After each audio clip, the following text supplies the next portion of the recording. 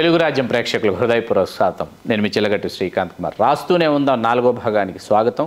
వినిపించడానికి భోగాది వెంకటరెడ్డి గారు సిద్ధంగా ఉన్నారు. నమస్కారం భోగాది వెంకటరెడ్డి గారు. ఏంటి సార్, ఏంటి ఏలూరుకు ఒక ఎమ్మెల్యే ఉండేవారు నీలం చార్లెస్ గారని, ఏంటి ఆయన పని పట్టారంట, ఏంటి అసలు ఏం జరిగింది, ఆ సంఘటన వినాలనుంది. నీలం చార్లెస్ గారు అని చెప్పి చెన్నారెడ్డి గారు ముఖ్యమంత్రి, ఆయనకి పార్లమెంటరీ సెక్రటరీ నీలం చార్లెస్. ఓహో, క్యాబినెట్లో ఉన్నట్టే కానీ క్యాబినెట్లో కాదు. గవర్నమెంట్ కారు, గన్మెన్లు, హడావుడి అంతా ఉంటుంది కానీ ఫైల్ రాదు. ఫైల్స్ అసలు ఏమి రావు. ఓ డిపార్ట్మెంట్లాగో ఏమీ ఉండదు. గవర్నమెంట్లో నోరేసుకుని పనులన్నీ చేయించుకోవడానికి పనికి వస్తూ ఉంటుంది. ఆయన అప్పుడు ఆయనకి చెన్నారెడ్డి గారికి పార్లమెంటరీ సెక్రటరీ అని ఉండేవాళ్ళు 3-4. అందులో నీలం చార్లెస్ గారు ఒకరు.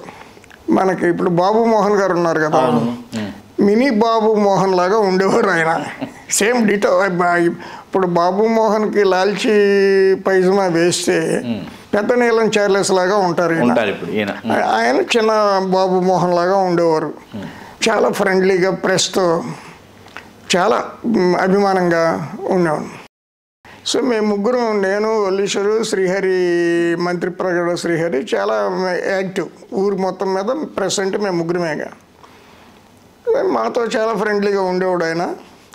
మేము కూడా ఆయన స్టేట్మెంట్లు బాగానే గుడ్ ఫెయిత్ వేస్తుండేవాడు. నేను ఆంధ్రజ్యోతిలోను, వల్లీశ్వరి ఈనాడులోను, ఆయన ఆంధ్రపత్రికలు. ఒక రోజున మా ముగ్గురిని డిన్నర్కి పిలిచాడు ఆయన. మాకేముంది, డిన్నర్ పిలిస్తే తప్పే ఉంటుంది. వెళ్ళిన తర్వాత బీర్లు కూడా పెట్టాడు ఆయన. నేను అప్పుడు దాకా బీర్ అట్లా ఏమి తాగారుగాను. కొంచెం ఒక వల్లీశ్వరు కూడా కొంచెం ఒక గిన్నెడు బీర్ తాగుతాడు అనమాట, తాగడు. లేకపోతే శ్రీహరి కూడా కొంచెం ఏదో రుచి చూసేవాడు. Basically they are all very good people. అయిన తర్వాత మధ్యలో భోజనాలు, నాకు బిర్యానీ అవి నాకు కొద్దిగా ఇష్టం. కాలేజీ రోజుల్లో కూడా ఫ్రెండ్స్ బార్ కాటికి ఇటుకి వెళ్ళి గుంటూరులో వాళ్ళు డ్రింక్ చేస్తుంటే నేను ఆ ముక్కలో బిర్యానీ అయితే తింటుండేవాడిని. వాళ్ళు పక్కన చేరి డ్రింక్ చేయటం అనేది ఎందుకు అలవాటు కాలేదు. మధ్యలో ఉండగా నీలం చార్లెస్ ఏమన్నాడంటే, ఇవాళ మీ మీద చాలా ఖర్చు పెట్టాను, ఆ మాట అన్నారు ఆయన. రేపు ఫ్రంట్ పేజీలో హెడ్డింగ్లో నా పేరు రావాలి అన్నాడు. ఏదో ఒక స్టేట్మెంట్ అంతకుముందు ఇచ్చాడు, పంపించేసాం అందరం. నేను వల్లీశ్వర్ ఏమో టెలిప్రింట్లో పంపించాడు, నేనేమో ఫోన్ చేసి చెప్పాను. శ్రీహరి కూడా అతని పద్ధతిలో అతను పంపిస్తాడు. రేపు హెడ్డింగ్లో నీలం చార్లెస్ అనే పేరు రావాలి, చాలా ఖర్చు అయింది ఇవాళ అన్నాడు. అసలు అనకూడని మాట అది. నేను ఏం చేశానంటే, ఒక నిమిషం బయటికి వెళ్ళి వస్తానండి అని ఆ నియరెస్ట్ ఎస్టీడీ బూత్కి వెళ్ళి ఆంధ్రజ్యోతి ఆఫీస్కి ఫోన్ చేసి, నీలం చార్లెస్ వార్త ఇందాక పంపించాను కదా, అది ఆపేసేయండి, వేయబాకండి అని చెప్పా. వల్లీశ్వరికి చెవిలో చెప్పా, ఇట్లా చేశాను రా అని. నేను ఆపేస్తానులే అని. శుభ్రంగా తిన్నాం, వచ్చేసాం. పొద్దున్న ఏ పేపర్లోనూ వార్త రాకపోగా ఇంత మాట అంటాడమ్మా అన్నయ్య అని, ఈ సెల్ఫ్ రెస్పెక్ట్కి సంబంధించిన అంశం అది. ఇతను ఏం చేస్తుంటాడు అని ఎంక్వైరీ చేశా. పిల్లల హాస్టల్స్, సోషల్ వెల్ఫేర్ హాస్టల్స్ నడుపుతూ ఉంటాడు. గవర్నమెంట్ ఏమో 100% గ్రాంట్ ఇస్తూ ఉంటుంది పిల్లలకి, రిలీజ్ చేస్తూ ఉంటాడు, ఒక్కొక్కరికి ఇంత అని సోషల్ వెల్ఫేర్ డిపార్ట్మెంట్ ద్వారా అని చెప్పి నాకు తెలిసింది. సోషల్ వెల్ఫేర్ ఆఫీసర్ గోవిందప్ప అని రాయలసీమ ఆయన at the verge of the retirement ఉన్నాడు. రత్నబాబు అని డిప్యూటీ డైరెక్టర్ అప్పుడు సోషల్ వెల్ఫేర్, ఇప్పుడు రిటైర్ అయిపోయాడు. ఎక్కడో నార్సింగ్ దగ్గర ఎక్కడో ఆయన శేష జీవితం హ్యాపీగా గడుపుతున్నాడు. వెళ్ళిపోయి నీలం చార్లెస్కి ఏ ఊళ్ళల్లో ఏ హాస్టల్ ఉంది, స్ట్రెంగ్త్ ఎంత ఉంది అంటే, మరి వాళ్ళు ఫండ్స్ రిలీజ్ చేస్తారుగా ఎవ్రీ మంత్. తీసుకుని ఒక మోటార్ సైకిల్ వేసుకున్నా, ఎవరినో పట్టుకుని నేను వెనకాల కూర్చున్నా. ప్రతి హాస్టల్కి వెళ్ళిపోయి ఎంతమంది పిల్లలు ఉన్నారు, గ్రాంట్ ఎంత వస్తుంది, మొత్తం సాయంకాలం అయ్యేలోపు 4-5 హాస్టల్స్ తిరిగేసా పొద్దున్న నుంచి సాయంకాలం దాకా. 2వ రోజున 3వ రోజున ఆంధ్రజ్యోతిలో నీలం చార్లెస్ దొంగ హాస్టల్లో అని చెప్పి ఫ్రంట్ పేజీలో ఈ దరి నుంచి ఆ దరి వరకు ఒక పెద్ద హెడ్డింగ్తో వచ్చేసింది. వచ్చేసింది. మొత్తం ఏలూరు షాకు, మొత్తం గగ్గోలు కదా అసలు. గగ్గోలు. అందులో అతను ఎమ్మెల్యే, పార్లమెంటరీ సెక్రటరీ. గోవిందప్ప దగ్గరికి మళ్ళీ వెళ్ళిపోయా. ఈ హాస్టల్స్ని ఏం చేస్తా, ఇక్కడ పిల్లలు లేరు, ఇదిగో వార్త, ఇదిగో ప్రూఫ్, ఏం చేస్తా, నువ్వు చేస్తావా లేకపోతే నువ్వేమీ చేయనన్నావా అని రాసేయమంటావా అని చెప్పి కూర్చొని మొత్తం గ్రాంట్స్ అని ఆపేసాడు A to Z. ఇతను గ్రూప్ 1 ఆఫీసర్ కుడి ఎడంగా ఎవరు రత్నబాబు అనే అతను అప్పుడు డిప్యూటీ డైరెక్టర్ సోషల్ వెల్ఫేర్గా ఉన్నాడు. అంటే వీళ్ళు గ్రూప్ 1లో అసిస్టెంట్ డైరెక్టర్గా చేస్తారు, ప్రమోషన్ వచ్చి ఉంటుంది, డిప్యూటీ డైరెక్టర్. చాలా డైనమిక్, మంచోడు. అతని దగ్గరికి కూడా వెళ్ళి ఏంటి సంగతిని ఆపేసాం అవుట్రైట్గా. పార్లమెంట్ సెక్రటరీ అయితే మాకెందుకు, పిల్లలు లేరు, ఇదిగో ప్రూఫ్ ఆంధ్రజ్యోతిలో వచ్చింది కదా అని చెప్పి మొత్తం గ్రాంట్స్ A to Z. అంటే అతని ప్రధాన ఆర్థిక వనరు అదే. అంతేగా, ఆర్థిక మూలాల మీద దెబ్బ కొట్టారు మీరు. దెబ్బే ఉంది ఇంక అసలు, క్లోజ్ అయిపోయింది. తర్వాత నన్ను మీట్ అవ్వడానికి ట్రై చేశాడు, నేను ఇవ్వలేదు, టైం ఇవ్వలేదంటే అసలు ఆపర్చునిటీ ఇవ్వలేదు. తర్వాత వాళ్ళు చాలా చితికిపోయారు. వాళ్ళు బ్రదర్స్ 3-4 ఎవరో ఉన్నారు. వాళ్ళ ఫ్యామిలీలో ఒక ఆస్ట్రేలియన్ కూడా ఉన్నాడు అప్పుడు, వీళ్ళ sister's husband or something like that. చాలా ముదురు వ్యవహారాలు చేసే ఫ్యామిలీ అని పేరు ఉండేది. నీలం చార్లెస్ బేసికల్గా వెరీ గుడ్ మ్యాన్, మంచోడు. కానీ మాట తోలడం వల్ల ఇంత ఇగో క్లాష్ ఇది. అంటే ఒక రిపోర్టర్గా తాగితే ఇంత తప్పు వస్తుందన్నమాట అనేది నాకు అప్పుడు తెలిసింది. అర్థమైంది మీకు ఆ రోజు? నేను ఇంటికి రాగానే మా మిస్సెస్ ఏంటి వాసన వస్తుందంది. బీరు మిగిలినట్టుకంటే బాగా ఎక్కువ వాసన వస్తుంది అనేది అప్పుడు తెలిసింది. సరే, వచ్చిన తర్వాత ఏమి లేదులే అన్న. అక్కడికి ఆ కిళ్ళి నవ్వులు వచ్చాను, కానీ కనిపెట్టేసి మా నాన్నకు ఫోన్ చేసి, మామయ్య గారు ఆయన దగ్గర రాత్రి ఏదో వాసన వచ్చింది, మీరు రండి అంటారు. తెల్లవారిపాటికి మా నాన్న దిగేశాడు. విజయవాడలో ఆయన ఫారెస్ట్ రేంజ్ ఆఫీసర్గా ఉన్నారు, నేను ఏలూరు కదా, గంటన్నర జర్నీ కదా, వచ్చేసారు. ఏం జరిగిందమ్మా రాత్రి అంటే చెప్పింది సోదాహరణంగా. చెప్పంగానే ఆయన చేతిలో నా ఒట్టేరా మళ్ళీ ముట్టుకోనని అన్నారు. ఒట్టేసి ఇక ముట్టుకోవాలి, ఇప్పుడు దాకా ముట్టుకోవాలి అసలు అసలు అది out of question. Bhogadi Venkatappa Rao గారి ఉపదేశం పనిచేసింది. అసలు మళ్ళీ ముట్టుకోలేదు. ప్రాంప్ట్గా కంప్లైంట్ చేసింది, రాత్రి ఆయన దగ్గర వాసన వస్తుంది, మీరు రండి అని. ఆ విధంగా నీలం చార్లెస్ ఆ మాట అనకపోతే నేను ఏదో ఒక రకంగా ఆ డ్రింక్. ఆ తర్వాత అప్పటి నుంచి మేము ముగ్గురం కూడా ఏలూరులో ఏదన్నా ఫేమస్ పర్సనాలిటీస్ సంస్థలు ఇచ్చే డిన్నర్లకు తప్ప వ్యక్తిగతమైన భోజనాలకు అసలు మేము ముగ్గురం వెళ్ళాల. అది నిలబడిపోయింది ఏలూరు పాలిటిక్స్లో. అప్పుడు అది ఒక పెద్ద సంచలనం. ఇంకొక ఇన్సిడెంట్ చెప్తా. నాది 60 రూపాయల నుంచి 120 రూపాయల ఇంటికి మారా. అంటే పెంకుటిల్లులోంచి స్లాబ్ ఉన్న ఇంట్లోకి మారా. 120 అద్దె. ఆ కుక్కల రజం మేడస్ అందులోనే. ఒక రోజున ఇంటి ముందు పోలీస్ జీప్ ఆగింది. మన దగ్గరికి ఎవర్రా బాబు పోలీసులు వస్తున్నారు అనుకుంటే, ముందు డ్రైవర్ వచ్చి, సార్ మా డిఎస్పీ గారు వచ్చారు, ఒకసారి మీతో మాట్లాడతానికి భలే పని రమ్మను అని చెప్పి. 120 ఏళ్లలో ఏం ఫెసిలిటీస్ ఉంటాయి డిఎస్పీ లెవెల్ ఆఫీసర్ వస్తే కూర్చోవడానికి? రేకు కుర్చీలు ఉంటాయి. కానీ సరే ఒక కుర్చీ వేసి, నేను కూడా మఫ్టీలో ఉన్న లుంగిలో రెండు అని చెప్పి, అంటే నమస్కారం అండి, నా పేరు కేఆర్ఆర్ నాయుడు, రాజరత్నం నాయుడు అంటారు, నేను ట్రైనీ డిఎస్పీ, గ్రూప్ 1 ఆఫీసర్గా. ఆయన ఐజీ అయ్యారు కదా, తర్వాత ఐజీ కూడా అయ్యారు ఆయన. అవలా ఆయన ఐజీ అవలా గ్రూప్ 1 ఆఫీసరు, ట్రైనీ డిఎస్పీగా ఏలూరు వచ్చాను. ఇక్కడ మామూలుగా రిపోర్టర్స్ని గురించి నేను మామూలుగా ఎంక్వైరీ చేస్తుంటే, మా ఎస్ఐలంతా మీరు చాలా గట్టిగా ఉంటారు అని చెప్పారండి. ఊరికి నేను పరిచయం చేసుకుందామని వచ్చాను, వేరే ఉద్దేశం ఏం లేదు అన్నాడు. రండి కూర్చోండి అని కొద్ది కాఫీ ఇచ్చి ఏదో ఒక 10 నిమిషాలు అటు ఇటు మాట్లాడి, నేను వస్తాను సార్ అని వెళ్ళిపోయాడు. వెళ్ళిపోయిన తర్వాత ఒక 10 రోజులకో 15 రోజులకో మళ్ళీ వచ్చాడు. ఈసారి ఆయన డ్రైవ్ చేసుకుంటూ వచ్చాడు, డ్రైవర్ వెనకాల కూర్చున్నాడు జీప్లో. వచ్చాను, సరే బిజీ ఏమన్నా ఉందా అంటే, ఏమి లేదండి, శుభ్రంగా ఖాళీగా ఉన్నాను ఇంటి దగ్గర. రండి జీప్ ఎక్కండి సరదాగా అటు వెళ్దాం అన్నాడు. ఎక్కిన తర్వాత జీపు ఏలూరు నుంచి గుండుగోలం రోడ్డు, అంటే అది హైవేనే, నేషనల్ హైవేనే. అటు రాజమండ్రి వెళ్ళొచ్చు, ఇటు ద్వారకా తిరుమల వెళ్ళొచ్చు, ఎటైనా వెళ్ళొచ్చు, తెలుసు నాకు, తాడేపల్లి కూడా వెళ్ళొచ్చు. కొద్ది దూరం వెళ్ళేటప్పటికి ఒక లారీ ఎదురు వస్తుంది మాకు, ఖాళీ లారీ. ఆ లారీ ఆపమన్నాడు. వెనకాల 4 ఉన్నారు కానిస్టేబుల్స్ జీప్లో. బిలబిలమంట దిగారు, లారీని ఆపేశారు. మమ్మల్ని ఫాలో అవ్వమన్నాడు. లారీ ఓడి వెనక్కి తిప్పుకొని రివర్స్ చేసుకుని మా వెనకాల. ఆడికి తెలీదు ఎందుకు వెళ్తున్నాడు, ఎందుకు తెలియదు, ఎట్ట తెలుస్తుంది తెలియదు కదా, నాకు తెలియదు దాదాపుగా. డిఎస్పీ కానిస్టేబుల్స్ కూడా తెలియదు, డిఎస్పీకి తెలుసు. కొద్ది దూరం పోయేటప్పటికి రోడ్డు పక్కన ఉన్న పొదల్లోంచి 2-3 ఆడవాళ్ళు 4 ఆడవాళ్ళు వచ్చి రోడ్డు మీదకి వచ్చి చేతులు ఊపుతున్నారు. నాకు అర్థమైంది ఇది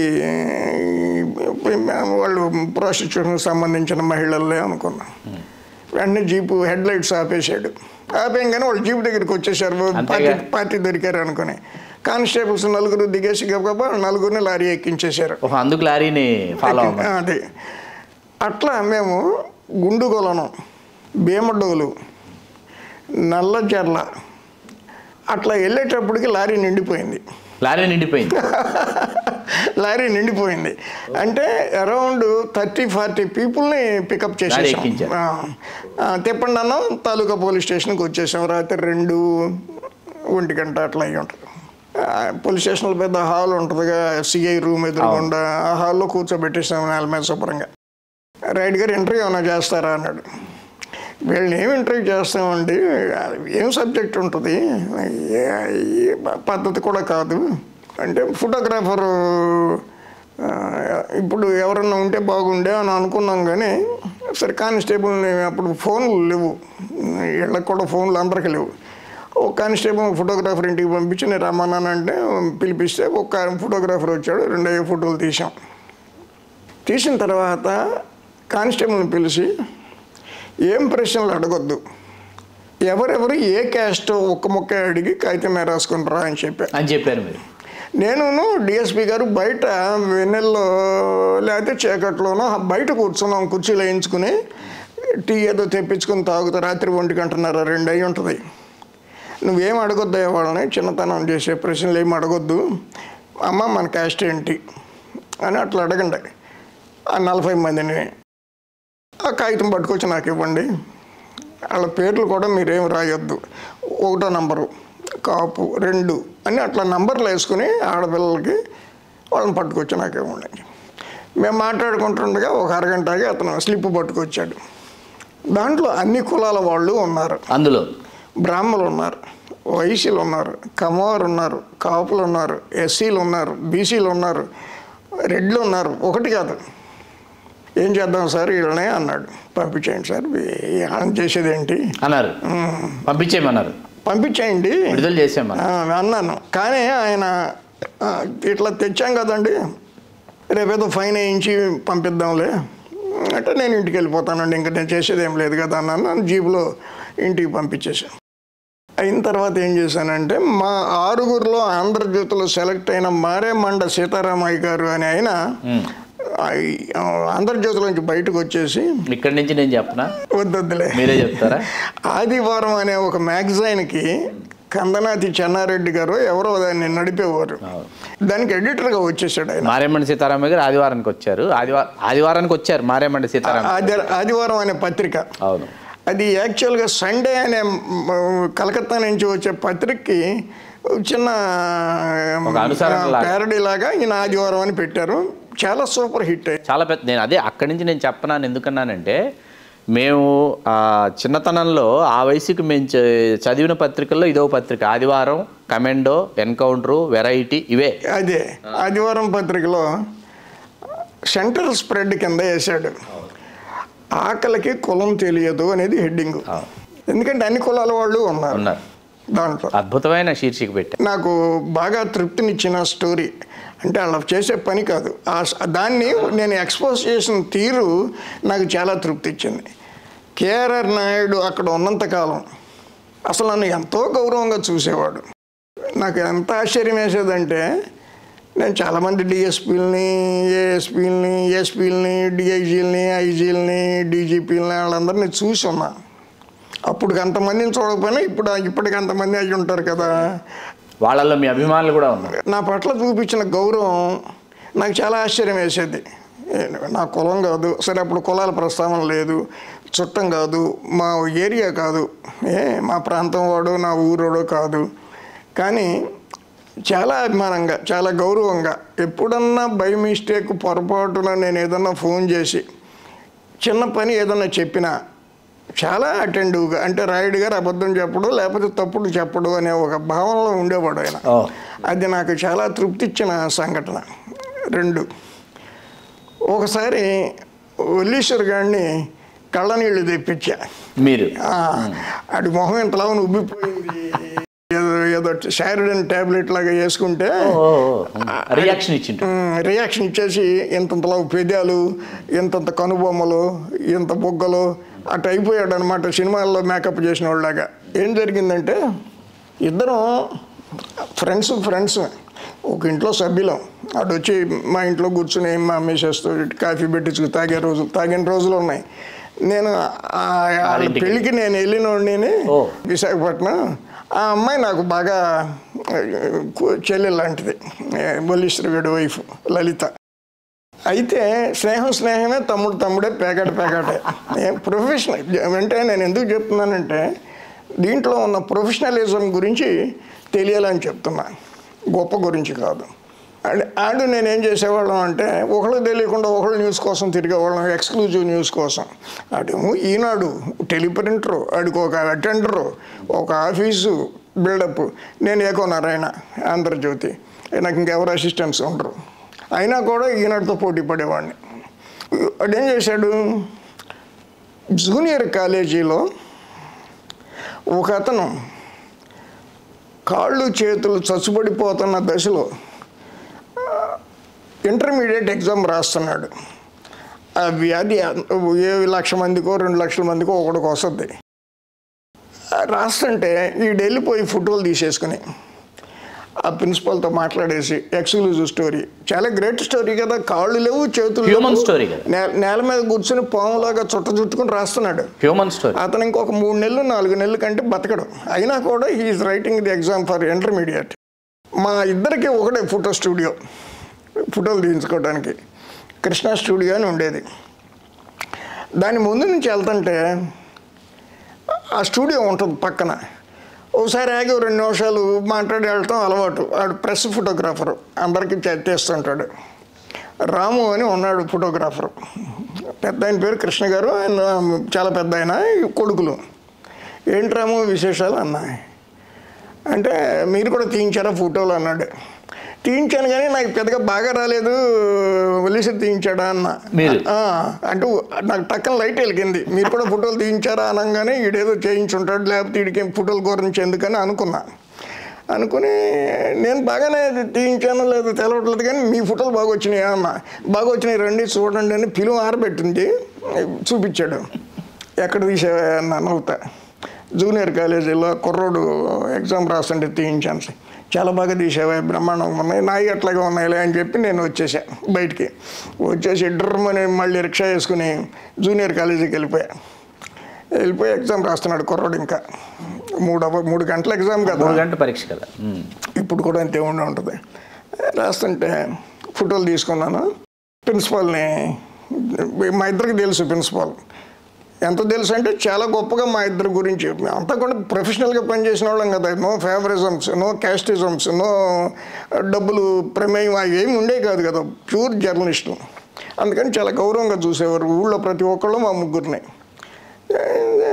జనార్దన్ రావు గారు ఆయన పేరు, జూనియర్ కాలేజీ జనార్దన్ రావు గారు, మచిలీపట్నం. తర్వాత సరే చెప్పాడు, ఎవరబ్బాయి అండి అన్న. 1 నిమిషం ఆగి మా అబ్బాయేనండి అన్నాడు. షాక్ అయిపోయా.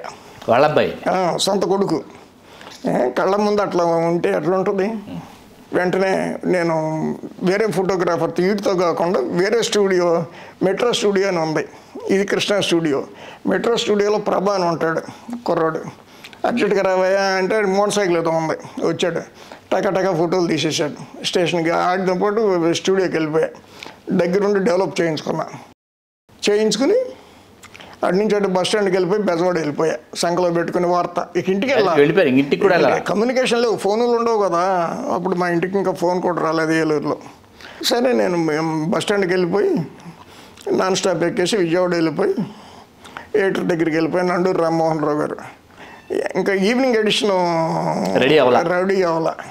ఈవినింగ్ ఎడిషన్కి మొత్తం ఎక్స్ప్లెయిన్ చేసి ఆయనకి, కుర్రోడు ఏ పరిస్థితుల్లో ఇది ఎగ్జామ్ రాస్తున్నాడు, ఎవరబ్బాయి, పోలీసులు గారు ఏం చేశాడు, ఈనాడులో రేపు పెద్ద ఎక్స్క్లూజివ్గా ఎందుకు రాబోతుంది అన్నీ ఎక్స్ప్లెయిన్ చేసి ఆయన డాక్ ఎడిషన్లో పెట్టుబడదు బట్ అడ్డంగా అసలు అడ్డంగా పెట్టేశాడు. నండూరు రామ్మోహన్ రావు గారు మన చంద్రబాబు నాయుడు లాగా తొందరగా డెసిషన్ తీసుకోడు. ప్రతిదానికి కూడా 2 గంటలు ఆలోచిస్తే కానీ ఒక డెసిషన్ తీసుకోడు. కానీ అప్పుడు నేను రావటం, వచ్చిన సందర్భం, నేను ఎక్స్ప్లెయిన్ చేసిన తీరు, ఆ ఐటమ్ యొక్క ఇంపార్టెన్స్ అన్నీ చూసి ఫ్రంట్ పేజీలో అడ్డంగా పరిచేశాడు. అప్పటికే సాయంకాలం 6 అవుద్దిగా బయటకు వచ్చేటప్పటికి పేపర్ 7 అవుద్ది.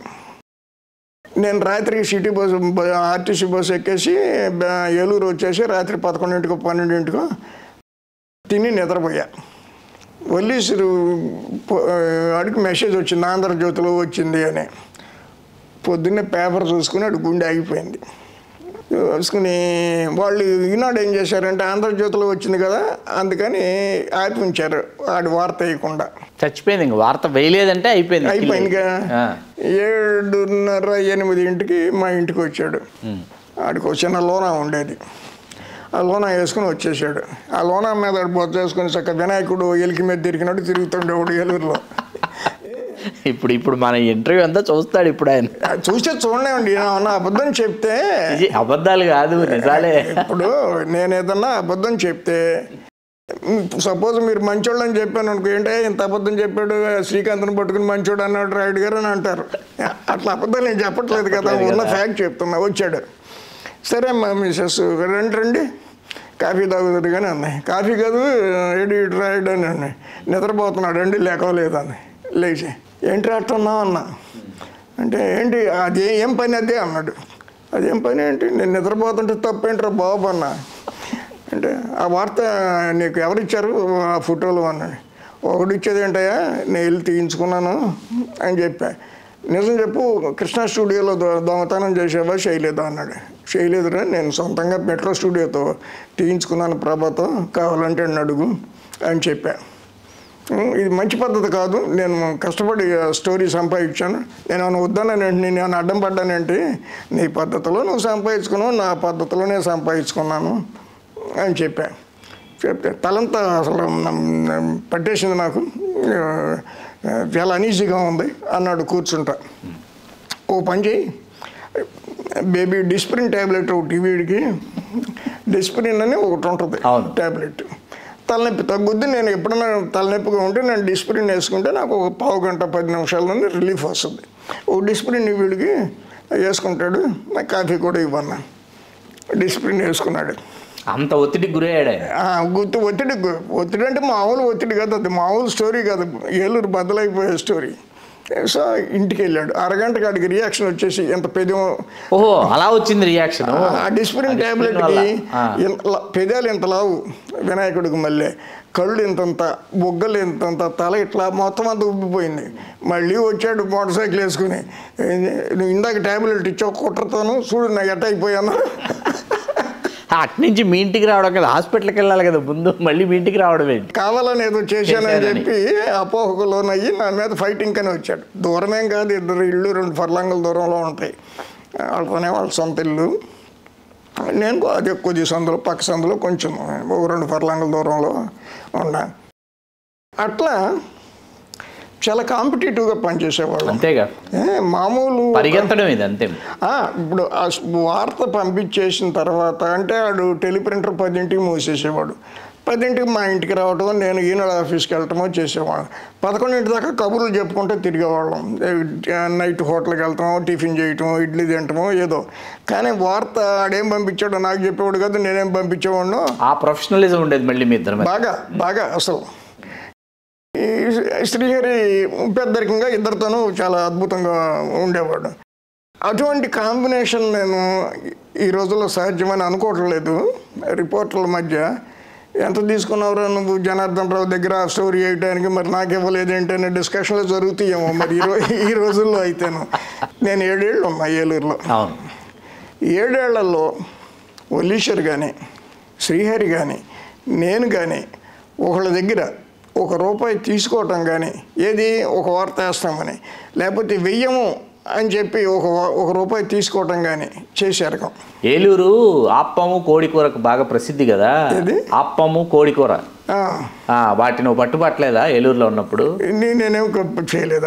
అప్పం ఇవాళకి ఏలూరు వెళ్తే అప్పము కోడికూర చాలా ప్రసిద్ధి. అవును, కానీ నాకేంటంటే మార్కెట్లో ఈ కౌసు పెట్టలు తీసుకొచ్చి కొల్లేరు నుంచి అమ్మేవాళ్ళు. అంతేగా కొల్లేరు ఒక్కొక్క కౌసు పెట్ట ₹5 అప్పట్లో. 2 కౌసు పెట్టలు కానీ 3 కౌసు పెట్టలు కానీ అయితే పిల్లలు చిన్నవాళ్ళు ఇంకా అన్నం తినే దశకి రాల, పాలు తాగే దశలో అట్లా ఉన్నారు. సో ఇద్దరం రిక్షా వేసుకొని పోయి 2-3 కౌసు పెట్టలు తెచ్చుకుని అది ఎంజాయ్ చేసేవాళ్ళం. మేము ఎక్కువ సార్లు అది తిన్నాం. కోళ్ళు అట్లని కాదు. రాస్తూనే ఉందాంలో లేని ప్రస్తావన నేను మిమ్మల్ని ప్రశ్నించాలని ఎప్పటి నుంచో అనుకుంటున్నది. మీరు ఏలూరులో ఉండగా పద్మశ్రీ కోరాడు నరసింహారావు గారిని కలవటం కానీ, అట్లాగే వాళ్ళ శిష్యుడు కేవి సత్యనారాయణ గారు, వీళ్ళిద్దరూ ప్రపంచ ప్రఖ్యాతి వహించినటువంటి కూచిపూడి. ఏంటంటే వీళ్ళని ఎప్పుడు కలవలేదా? కోరాడు నరసింహారావు గారికి నేనంటే అపారమైన అభిమానం. అదే దాన్ని అడగాలి. పాయింట్, ఊళ్ళో చాలామంది ఆయన గౌరవించేవాళ్ళు. నాకు ఆ డ్యాన్స్ జ్ఞానం లేక బేసికల్గా నేను పట్టించుకునేవాడిని కాదు. ఆయన 1-2 సార్లు తన మీద నేను రాయాలనే ఒక అభిప్రాయాన్ని వ్యక్తం చేశారు. కానీ డ్యాన్సు అవి నాకు తెలియని విషయాల గురించి మనం ఎందుకు రాయటం? వాటి పట్ల మీకు సాధికారత లేదు? లేదు అస్సలు. కథలు, కవితలు, కథానికలు, డ్యాన్సులు, నృత్యం, పాటలు, సంగీతం, ఇది నాకు పడదు. హెల్త్ వాటిలోనే పెరిగాం. వార్తలు, ఇన్వెస్టిగేషన్స్, ఈ గోల్ తప్ప నాకు అది లేదు. ఏదైతే అయింది కానీ నాకు కాకినాడ కంటే కూడా సరే, కాకినాడ తర్వాత అనుకోండి, కానీ ఏలూరు అనుభవాలు నేను చాలా గుర్తుపెట్టుకునే అనుభవాలే ఉన్నాయి. అవి రాస్తూనే ఉందాం 4వ భాగం విశేషాలు. భోగాది వెంకటరాయుడు గారు రాస్తూనే ఉందాం మిమ్మల్ని ఎంతగానో అలరిస్తుందని ఆశిస్తూ మీ చిల్లగట్టు శ్రీకాంత్ కుమార్. చాలా సంతోషం రాయుడు గారు. Please do subscribe to Telugu Rajyam channel. Please do subscribe to Telugu Rajyam channel. Please do subscribe to Telugu Rajyam channel. Hi అండి, నేను మీ ఆర్పీని, నెల్లూరు పెద్దారెడ్డి చేపల పులుసు ఓనర్ని. మీరు తెలుగు రాజ్యం అనే ఈ యూట్యూబ్ ఛానల్ సబ్స్క్రైబ్ చేసుకుని మంచి వీడియోలతో వస్తారు. Thank you so much. Hi people, I'm Sonakshi Verma and you please watch Telugu Rajyam and please subscribe to the channel.